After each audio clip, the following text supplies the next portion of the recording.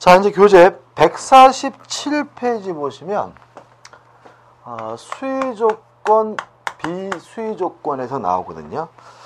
중요한 거는 아닙니다. 이 부분은 개념만 좀 정리하시면 되는데, 일단 어떤 문제냐면 조건의 성취 여부가 당사자 의사에서 좌우된다면 이걸 우리가 수의 조건이라고 하고요.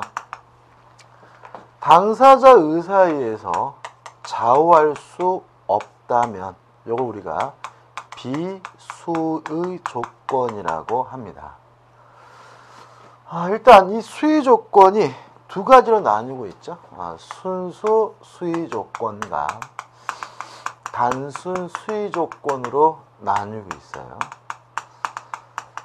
자, 순수 수의 조건은 뭐냐면요, 순수하게 아무것도 없고 당사자 의사만 있는 조건을 순수 수의 조건이라고 해요.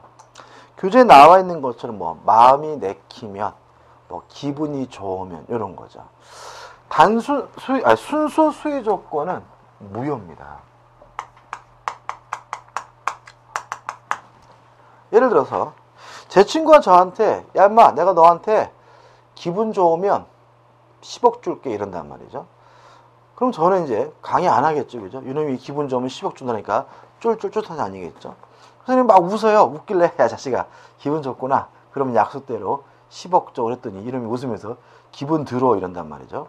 그래서 제가 그 10억을 받기 위해서 소송을 걸었어요. 그럼 판사가 물어보겠죠. 기분 좋아요 나빠요 그랬더니 기분 들었습니다. 그럼 뭐예요? 땡인 거예요. 다시 말하면 이거는 입증할 방법도 없고요. 강제할 방법도 없는 거예요. 따라서 순수 수의 조건은 이행할 필요가 없다. 뭐가 되는 거죠? 무효가 되는 거예요. 이에 반해서 단순 수의 조건은 단순하게 조건 성취 여부만 당사자 의사에 의해서 결정되는 걸 단순 수의 조건이라고 하고요. 단순하게 조건 성취 여부만 당사자 의사에 의해서 결정된다는 말은 다른 게 있다라는 거예요. 교재도 얘가 나와 있지만 얘는 내가 제주도로 여행하면 너한테 꿀단지를 사다 주겠다라고 했다면 제주도로 여행할지 안 할지 누구 마음이에요? 내 마음이니까 이건 뭐죠? 수의 조건인데 요거는 다른 것도 있죠. 다시 말하면 뭐 할 수 있는 거예요? 입증할 수가 있는 거예요. 따라서 단순 수의 조건은 입증할 수 있다, 강제할 수 있다. 무효가 아니라 뭐인 거예요? 유효인 거예요. 이해되시죠? 그 다음 이제 비수의 조건인데 의는 뭐라고요? 당사자 의사에 의해서 좌우할 수 없다, 어쩔 수 없는 게 비수의 조건인데 두 가지가 있어요. 우성 조건과 혼성 조건. 일단 우성 조건은 두 가지로 나눠서 기억해 볼까요? 자연 현상 우성 조건이에요. 내일 비가 오면, 그죠? 내일 비가 올 수도 있고 안 올 수도 있고 불확실하니까 뭐예요? 조건인데 비가 올지 안 올지는 당사자 의사에 의해서 어쩔 수 없으니까 물론 뭐예요? 우성 조건인 거예요. 그 다음에 조심할 것은 제3자의 의사에 의해서 그 조건 성취 여부가 좌우되는 것도 우성 조건이라는 거예요. 왜냐하면 당사자 의사에 의해서 좌우할 수 없다, 어쩔 수 없는 것이 비수의 조건이고 우성 조건이니까 당사자가 아닌 다른 사람의 의사에 의해서 좌우되는 것도 뭐가 되냐면 비수의 조건, 우성 조건인 거죠. 예를 들어 볼까요? 제가 제 친구하고 TV를 보고 있는데 오래간만에 김태희가 나왔어요. 그래서 제가 그런 거지. 야, 근데 김태희하고 비하고 사귀는데 둘이 결혼하려나? 그랬더니 제 친구가 안 한대요. 그래서 내기를 했어요. 김태희와 비가 혼인하면 10만 원 빵을 했어요. 그죠? 그러면 혼인할지 안 할지 누구 마음이에요? 김태희 마음이고 비 마음인 것이지 계약의 당사자인 제 친구하고 저하고는 어쩔 수가 없는 거니까 이것도 뭐가 되는 거예요? 우성 조건이 되는 거죠. 그래서 우성 조건의 개념에서 비가 온다, 눈이 온다 같은 자연 현상뿐만 아니라 제3자의 사이에서 좌우되는 것도 뭐라고요? 우성 조건이다라고 이해를 하셔야 뭐가 이해가 되냐면 혼성 조건이 이해가 되거든요. 혼성 조건이라는 말은 짬뽕이라는 얘기잖아요. 뭐가 짬뽕이냐면 수위 조건적 측면하고 우성 조건적 측면이 혼합되어 있는 게 뭐냐면 혼성 조건이에요.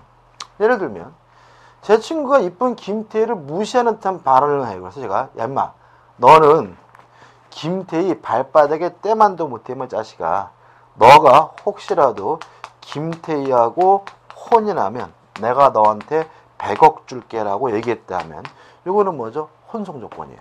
왜냐하면 너라는 사람이 혼인할지 안 할지는 누구 마음이에요? 당사자 마음이니까 이건 뭐죠? 수의 조건적 측면이고요.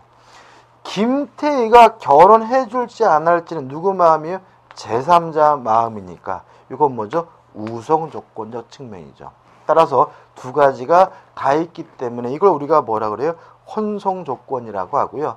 교재에 나와 있는 얘도 마찬가지입니다. 교재 내가 갑과 결혼하면 내는 뭐예요? 당사자니까 이건 뭐예요? 수의 조건의 측면. 갑이 혼인해 줄지 안 할지 누구 마음이에요? 제3자 마음이니까 이건 뭐죠? 우성 조건의 측면이죠. 물론 유효합니다. 여기서 무효가 되는 것은 뭐만 무효냐면은 순수 수의 조건만 무효라는 거 기억해 두시면 되겠죠. 그 다음에 3번 해가지고 가장 조건이 나오는데요. 151쪽 꼭 읽어보셔야 되고요. 넘겨보시면 개념을 좀 잡아야 되는데 자 148페이지 맨 위에 이런 말이 있어요. 외형상으로는 조건이지만 실질적으로 조건으로서 효력이 인정되지 않는 조건. 다시 말하면 조건처럼 보이지만 실제로는 조건이 아닌 것을 뭐라 그러냐면 가장 조건이라고 해요. 법정 조건은 조건이 아니에요. 왜냐하면 조건이란 당사자 의사에 의해서 임의적으로 부과된 것만 조건이에요. 따라서 법률 규정에 의해서 부과되는 법정 조건은 뭐가 아니에요? 조건이 아니에요. 불법 조건은 조건이 반사회적인 경우를 말해요. 교재는 자세히 나와 있지만 우리가 전에 반사회적 법률행위를 하면서 이런 거 했죠. 법률행위 자체는 반사회적이지 않지만 조건이 반사회적인 경우에는 조건만 무효가 아니라 법률행위 전체가 싹 무효다. 기억나실 거예요. 그 다음에 4번 기성조건이라는 말은 이미 성취된 조건이란 뜻입니다. 옛날에 제가 어렸을 때만 해도 양복을 맞춰 입었거든요. 주로 양복점에 가서. 그때 백화점 같은 데서 파는 양복을 기성복이라고 했어요. 무슨 말이죠? 이미 만들어진 옷이란 얘기죠. 기성조건은 이미 성취된 조건이 뭐냐면 기성조건이에요. 조건이 아니에요. 이거는. 자, 왜냐하면 조건이란 장래 발생이 불확실한 게 조건이에요. 그러면 기성조건이란 이미 성취된 것으로 확정된 것이니까 더 이상 뭐는 아니에요? 조건은 아닌 거예요. 그 다음에 불능조건, 불가능한 조건이죠. 이것도 뭐예요? 조건이 아니에요. 왜요? 불성취, 불가능한 것으로 뭐가 됐어요? 확정이 된 거니까요. 이해되시나요? 자, 다시 말씀드리지만 기성조건이나 불능조건은 조건처럼 보이지만 조건이 아니기 때문에 가장 조건이고요. 왜 기성조건이나 불능조건이 조건이 아니냐면 조건은 장래 발생이 불확실한 것만 뭐예요? 조건이기 때문에 그래요. 이미 성취된 것으로 확정이 됐거나 이미 불가능한 것으로 확정된 것은 더 이상 뭐가 아니에요? 조건이 아니에요. 자, 이 부분은 지문으로 아주 잘 냅니다. 저는 머리글자 따서 외우는 걸 아주 싫어하거든요. 근데 이 부분은 처음이자 마지막으로 머리글자를 따서 외울 거예요. 왜냐하면 지문으로서 반드시 출제가 되고 여러 가지 방법이 있는데 뭐 이해한다고 해서 시간 내에 푸는 것도 아니기 때문에 이 부분을 좀 외우자고요. 어떻게 외울 거냐면 기, 정, 조, 기, 해, 무 이렇게 볼 거예요. 그 다음에 불, 정, 무, 불해조 이렇게 꼭 외우셔야 되고요. 지문으로서는 반드시 나옵니다.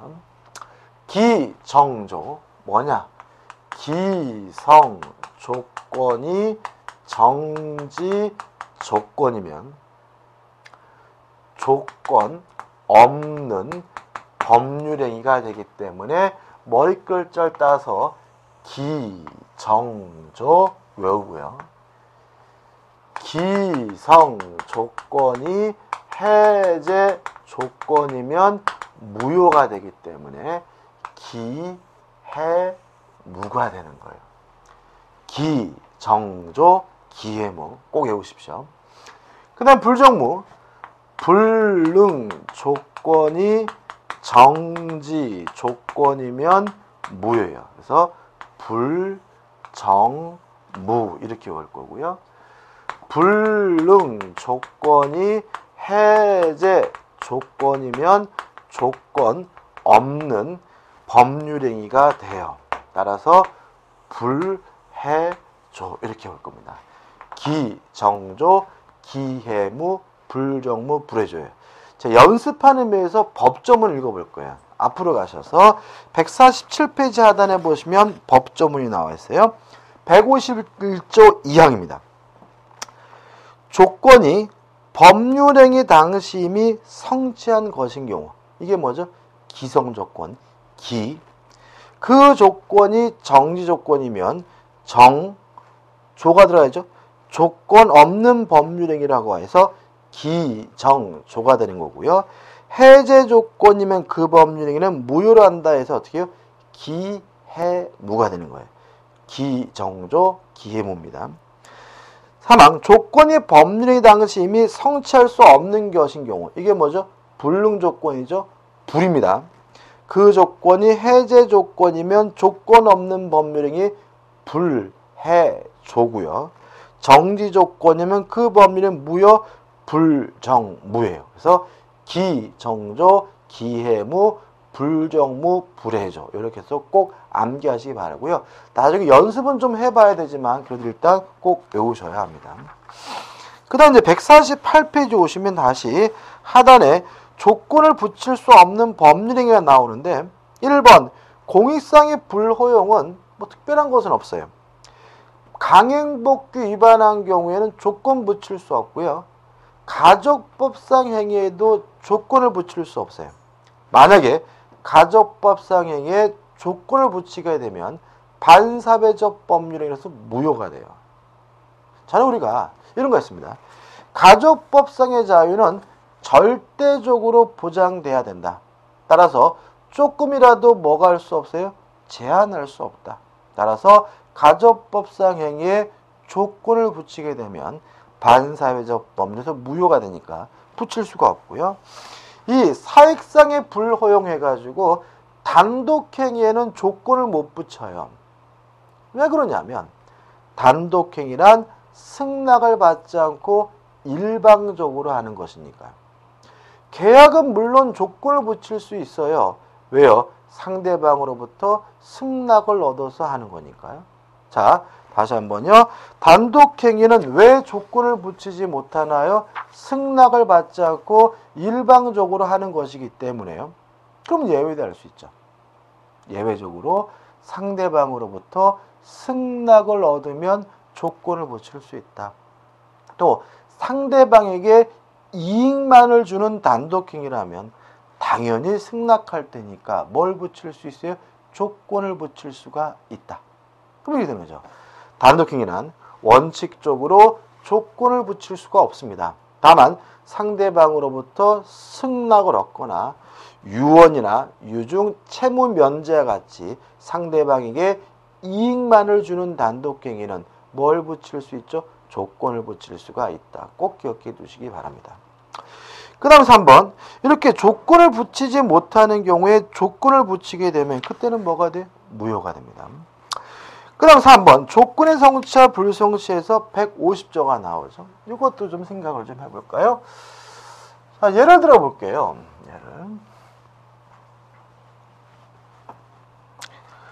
갑이 을한테요. 이렇게 얘기했어요.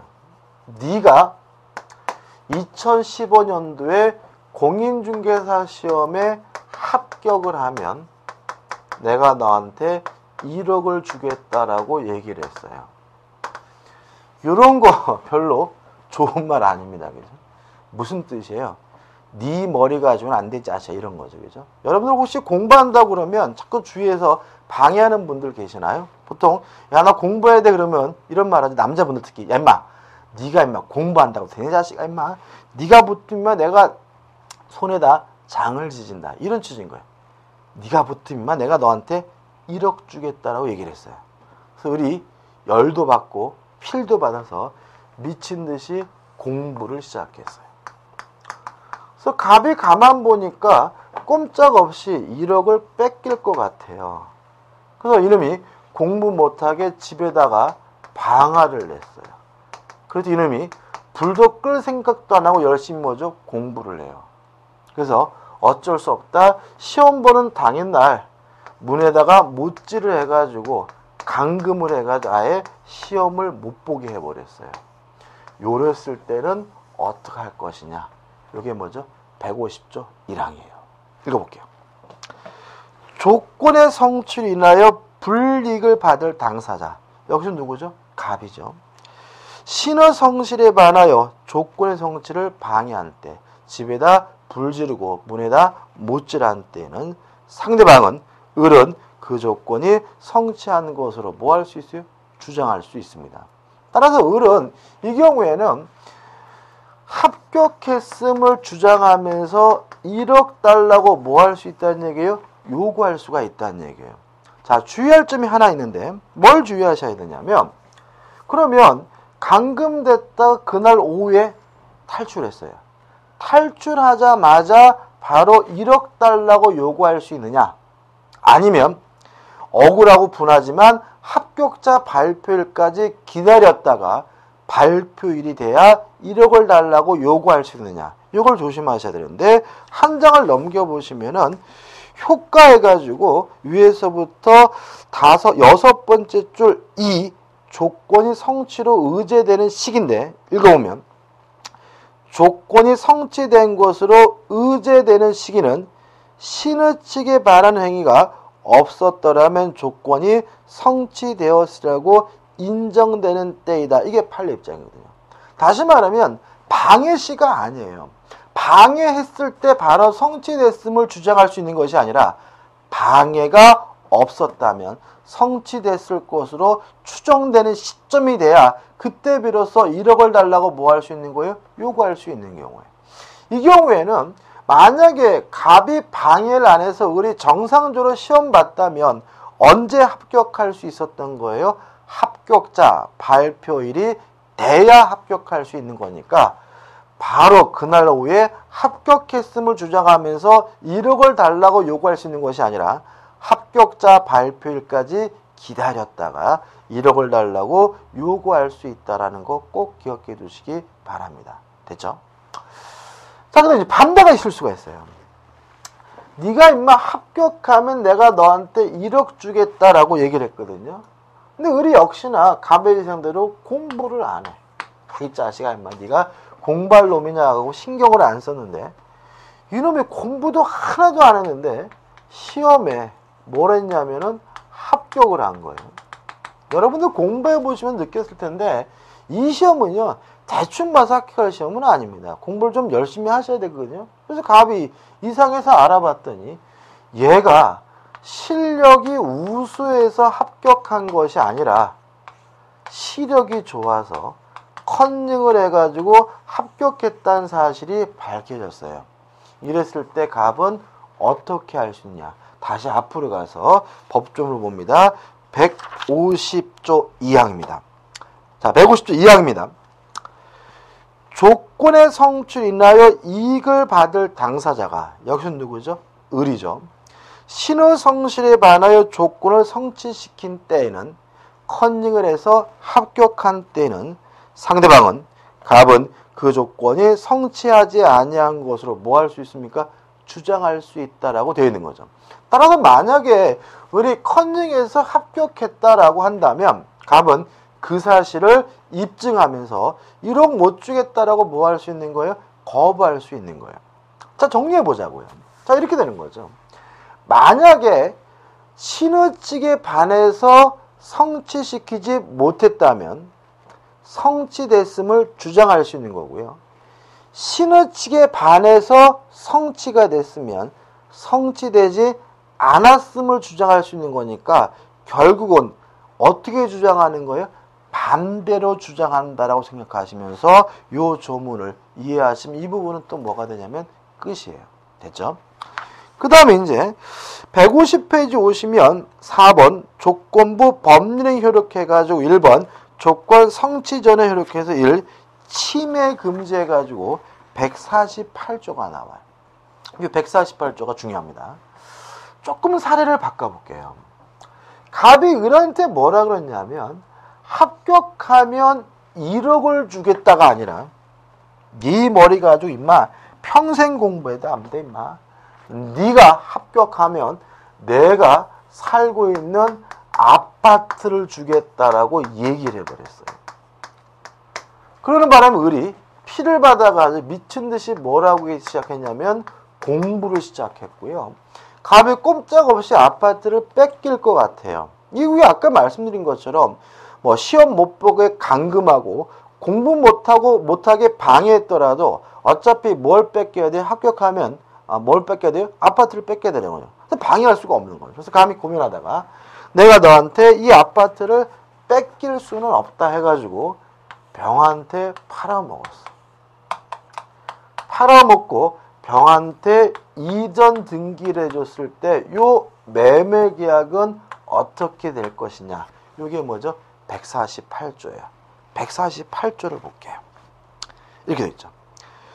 조건 있는 법률의 당사자는 조건의 성부가 미정한 동안에 을이 열심히 공부하고 있는 동안에 조건의 성취로 인하여 생길 상대방의 이익을 해하지 못한다라고 되어 있죠. 다시 말하면 우리 민법 148조가 요 매매를 하지 말라고 뭐 하고 있냐면 금지하고 있어요. 자, 문제가 좀 있습니다. 우리 148조가 팔지 마라, 처분하지 말라라고 금지만 하고 있을 뿐, 요 했을 때 요 매매 계약의 효과가 어떻게 되는지에 대해서는 규정이 없거든요. 요 문제에 대해서 우리 판례는 148조가 하지 말라고 금지하고 있으므로 요 매매 계약은 무효가 된다는 게 일단 판례 입장이에요. 이해되시죠? 문제가 생겨요. 병이 환장할 수 있죠. 그죠?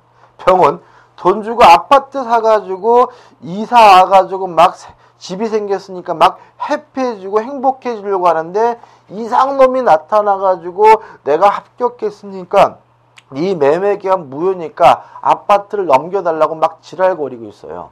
이랬을 때 병의 입장이 너무나 황당하기 때문에 우리 판례는 이러한 갑과 병 간의 매매 계약은 무효이긴 한데 요 무효를 가지고 병에게 대항하려면 그때는 등기가 필요하다는 게 우리 판례 입장이에요. 자, 무효입니다. 다만 무효를 가지고 제3자에게 대항하려면 뭐가 필요해요? 등기가 필요해요. 또 의문이 생겨요. 아니, 그럼 이거 뭐 합격하면 아파트를 넘겨준다는 이런 거 등기할 수 있느냐? 할 수 있어요. 다만 이거는 현재 권리가 아니라 미래 권리이기 때문에 무슨 등기로 하게 되냐면 가등기로 하는 거예요. 까지 기억하시면 돼요. 정리해 볼게요. 조건부 권리를 침해하는 처분행위는 148조가 하지 말라고 금지하고 있습니다. 따라서 하면 그 매매는 뭐가 돼요? 무효가 되는데 다만 이 무효를 가지고 제3자에게 대항하려면 뭐가 필요해요? 등기가 필요하고요. 이 등기는 무슨 등기로 합니까? 가등기로 한다는 것까지 꼭 기억해 두시면 되는 거죠. 우측에 보시면 판례가 있는데 이 판례가 사례는 다르지만 결론은 같아요. 결론문 보시면 자, 우측 판례 가지고 판례 1992년 5월 20일을 기준 밑으로 하나, 둘, 세 번째 줄 중간입니다. 조건 성취 전에 수중자가 한 처분행위는 뭐라고요? 조건 성취 효과를 제한하는 한도 내에서 뭐라고요? 무효라고 할 것이고, 다만 그 조건이 등기되어 있지 않는 한 그 처분행위로 인하여 권리를 취득한 제3자에게 위무효를 대항할 수가 없다. 다만 무효이긴 한데 이것을 가지고 제3자에게 대항하려면 뭐가 필요합니까? 등기가 필요하다. 무슨 등기로 한다고요? 가등기로 한다는 것까지 꼭 기억해 두시기 바랍니다. 그 다음 4번 제3자의 침해 한번 읽어보시면 될 것 같고요. 양간의 이번에가 조건부 권리 처분 등기 나오는데 잘 나오면 돼 이것도. 일단 이런 얘기입니다. 조건부 권리도요. 처분할 수 있고요. 조건부 권리도 상속할 수 있고요. 상속되고 조건부 권리도 보존할 수 있고 담보로 제공할 수 있어요.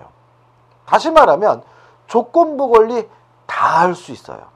특히 담보로 제공할 수 있다는 거 꼭 기억해 두세요. 왜 그러냐면 왠지 조건부 권리는 담보로는 제공할 수 없을 것 같다라는 착각이 일어날 수 있기 때문에 조건부 권리는 처분할 수도 있고 상속도 되고 보존도 되고 보존할 수도 있고 뭐로도 제공할 수 있습니까? 담보로도 제공할 수 있다는 거 꼭 기억해 두시기 바랍니다. 그럼 2번 조건 성부 확정 후의 효력인데 아까 했던 겁니다. 정지 조건이 성취가 되면 효과가 생겨요. 해제 조건이 성취가 되면 효과가 없어지게 되고요. 다만 유의하실 것은 소급하지 않습니다. 밑에 두 번째 줄이죠. 다시 말씀드릴게요. 정지 조건이 성취가 되면 효과가 생기고 해제 조건이 성취가 되면 효과가 없어지는데 뭐 하진 않아요? 소급하진 않아요. 다만 유의하실 것을 넘겨보시면 당사자 간의 의사표시, 특약으로서 소급시키는 것은 가능해요. 그 다음에 판례는 정지 조건은 현재 효과가 없는 것이니까 정지 조건이란 사실은 누가 입증하느냐? 효과 발생을 부정하는 자, 다투는 자가 입증하고요. 조건이 성취가 되면 그때는 효과가 생기니까 조건이 성취됐다는 사실은 효과 발생을 주장하는 사람이 입증해야 된다는 판례가 나와 있으니까 꼭 기억해 두시고 저희 판례는 아까 설명을 드렸죠. 자, 이러면 이제 어떻게 해요? 조건이 끝이죠. 이제는 뭐예요? 기한입니다. 의의는 뭔가요? 장래 발생이 확실한 것이 뭐예요? 기한이에요. 그죠? 기한이고 기한이 도래함으로써 효과가 생기는 건 뭐예요? 시기. 기한이 도래하면서 효과가 없어지는 것은 뭐예요? 종기. 이렇게 되는 거죠. 여기서 좀 생각해 볼 게 있는데, 자, 이런 얘기입니다. 예를 들어서 임대차 계약을 하면서 예를 들어서 2015년 6월 1일부터 2016년 5월 31일까지다라고 계약을 했으면 6월 1일이 도래하게 되면 임대차 계약의 효과가 생기니까 이게 뭐가 돼요? 시기가 되고요. 2016년 5월 30일이 도래하게 되면 임대차 계약의 효과가 없어지니까 이게 뭐가 돼요? 종기가 되고요. 시기와 종기 사이를 우리가 뭐죠? 기간이라고 해요. 따라서 기간이란 개념이 나오려면 반드시 기한이 있어야 돼요. 기한 중에서도 반드시 종기가 있어야지만 무슨 개념이 등장하는 거예요? 기간이라는 개념이 등장하는 거예요. 다시 한번요. 시기와 종기 사이가 뭐라고요? 기간입니다. 따라서 기간이라는 말이 등장하려면, 개념이 나타나려면 뭐가 있어야 돼요? 기한이 있어야 되고 반드시 뭐는 있어야 돼요? 종기는 있어야 되는 거예요. 이거 가지고 이제 교재 판례를 볼게요. 이 판례 아주 잘 냅니다. 사실은 이렇습니다. 갑이라는 사람이 A라는 토지를 가지고 있어요.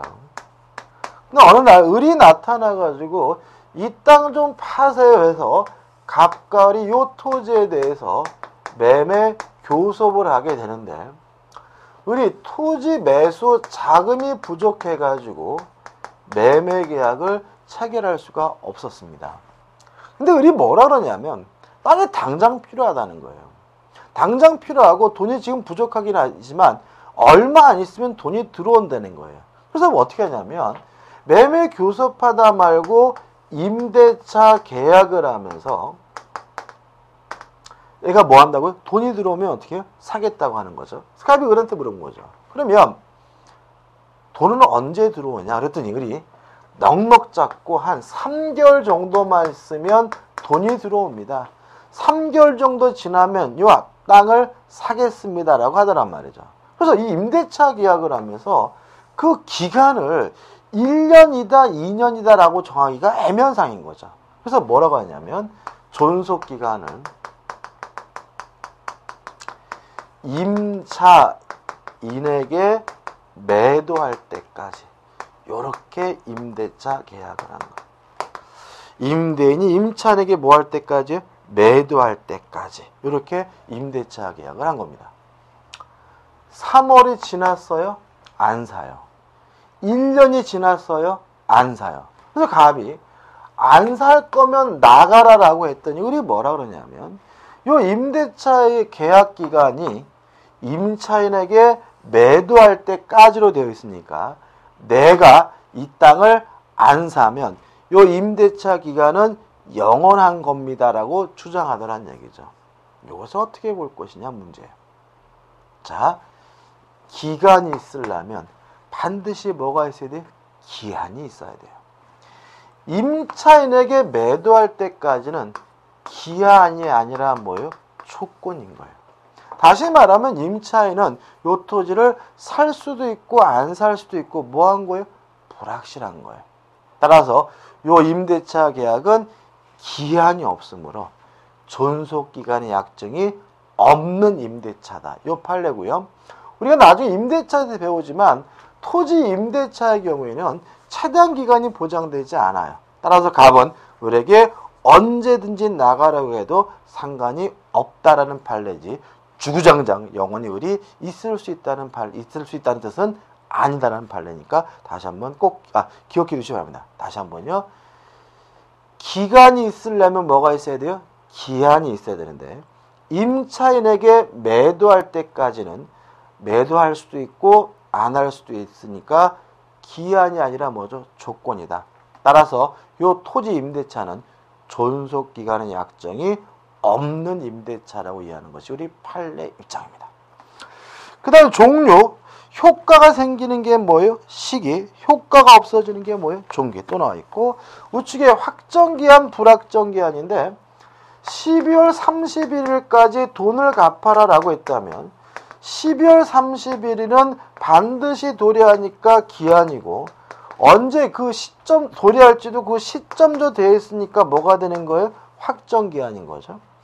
내가 죽으면 너한테 자동차를 주겠다라고 했어요. 저는 반드시 죽으니까 이것도 뭐예요? 기한인데 제가 언제 죽을지는 정해져 있지 않으니까 이건 뭐가 되는 거죠? 불확정기한이 되는 거죠. 개념만 기억하시면 되는 거죠. 3번 기한을 붙일 수 없는 법률행위 조건하고 유사합니다. 그래서 가족법상 행위에 기한 못 붙이고요. 단독행위도 기한을 못 붙여요. 근데 조심할 것이 뭐냐면 어음수표예요. 어음수표 행위에 대해서는 거래 안전을 위해서 조건을 못 붙여요. 그렇지만 지급일 기한을 붙이는 것은 가능하다. 다시 한번요. 어음수표 행위는 조건은 못 붙이지만 뭐는 붙일 수 있습니까? 기한은 붙일 수 있습니다. 그 다음 4번 기한부 법률의 효력 해가지고 도래전의 효력 조건부 권리와 마찬가지로 침해하지 못한다는 건 똑같고요. 2번 기한 도래 효력 시기는 효과가 생기고 종기는 효과가 없어지는데 조심해야 할 것은 넘겨가지고 위에서부터 세 번째 줄 나오는데 특약으로도 소급시킬 수가 없어요. 자, 우리가 조건의 경우에는 원칙적으로 뭐 하지 않습니까? 소급하지 않지만 당사자 간의 특약으로서 뭐 할 수 있었어요? 소급시키는 게 가능했거든요. 근데 기한은 소급하지도 않고요. 당사자 간의 특약으로도 뭐 하지 못하냐면 소급시키지 못한다는 거 꼭 기억해 두셔야 돼요. 그 다음에 5. 기한의 얘기입니다. 기한에 대해서는요. 개념 물론 중요하고요. 시험 문제 실제로 출제되는 부분은 요 기한의 이익이 출제가 되고요. 나중에 우리가 저당권 할 때도 또 한번 봐야 되는데 그때 더 자세히 볼 거예요. 일단 개념인데 예를 들어 볼게요. 을이 갑에게 1억을 빌려주고 12월 31일까지 돈을 갚기로 기한을 정했어요. 을을 우리가 채권자라고 하고요. 갑을 우리가 채무자라고 해요. 자, 그러면 요 12월 30일이라는 기한은 누구에게 좋은 것이냐? 만약에 을 채권자에게 좋은 것이다라고 생각이 들었다면 이런 생각인 거죠. 12월 30일이 되면 돈을 받을 수 있으니까 채권자에게 좋은 거구나 라고 생각하는 거죠. 아니에요. 교재 의를 볼게요. 의 이렇게 돼 있죠.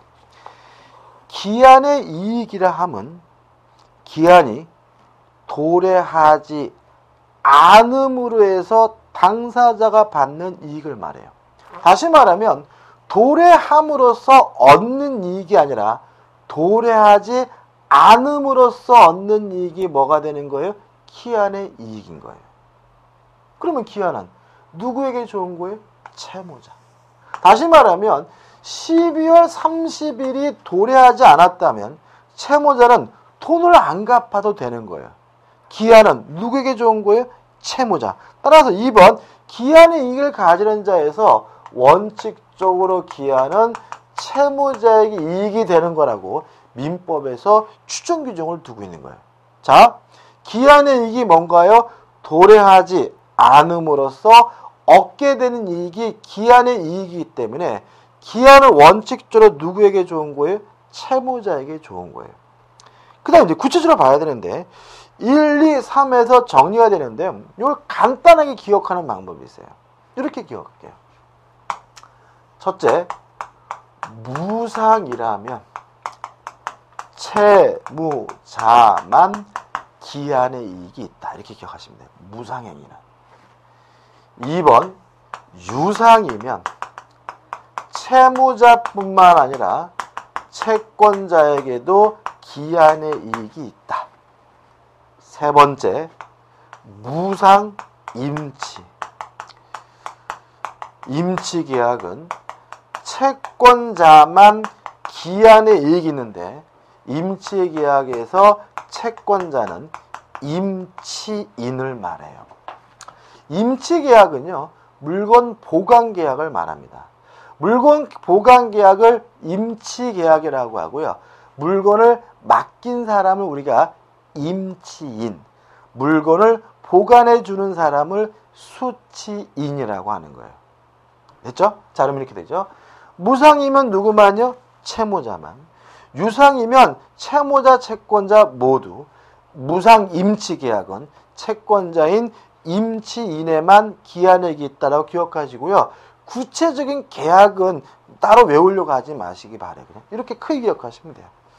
그 다음 우측에 보시면 이제 상단에 기한의 이익의 포기가 있는데 요 1번과 3번처럼 한쪽 당사자에게만 기한의 이익이 있다면 자유롭게 포기하는 것이 가능해요. 그렇지만 유상이어서 채무자뿐만 아니라 채권자에게도 기한의 이익이 있는 경우에는 손해를 배상해야지만 포기하는 것이 가능해요. 이것도 이제 기억을 돕기 위해서 말씀드리면 은행에서 대출을 받으면요 이자 줘야죠. 유상입니다. 근데 예를 들어 제가 은행에서 대출을 받으면서 5년 상한으로 돈을 빌렸거든요.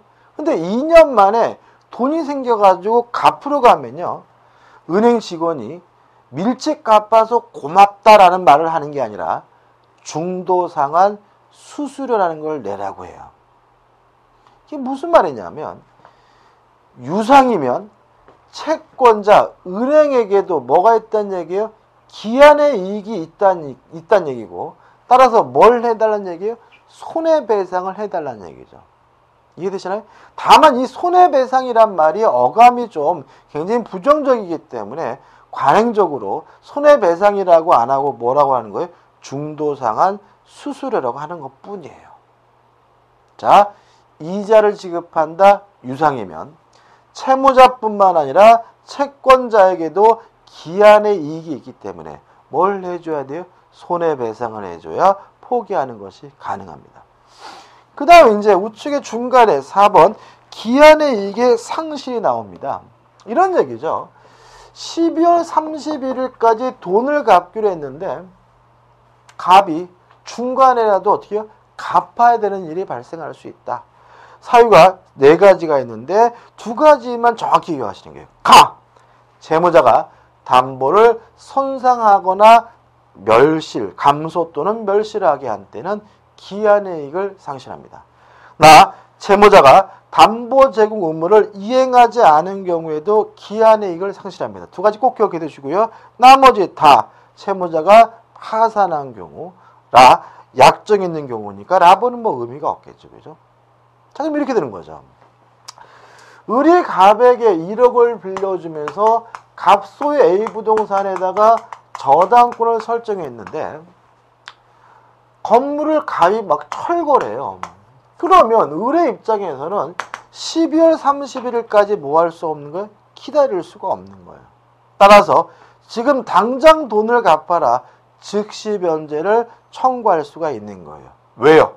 채무자가 담보를 손상 감소 멸실시킨 때에는 기한의 이익을 뭐하기 때문에 상실하기 때문에요. 그 다음에 이제 하단에 효과가 채무자에 대한 효과. 이제 채무자는 더 이상 기한을 뭐 할 수 없어요? 주장할 수가 없다. 따라서 채권자 측이 이행을 청구하면 이행해야 되는 것이고 이행을 안 한다면 이행지체 채무불이행이 되는 거고요. 렁리셔터 나 채권자에 대한 효과. 채권자는 즉시 변제, 지금 당장 돈을 갚으라고 뭐 할 수 있어요? 청구할 수도 있고 뭐 기다릴 수도 있다.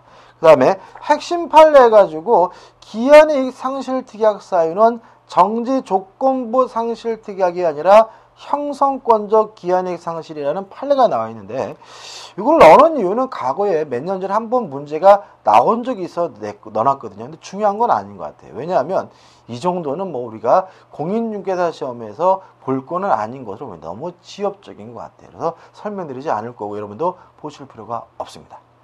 자, 이번 강의는 여기까지 마치기로 하고요. 다음 강의 때 이어서 가도록 하겠습니다.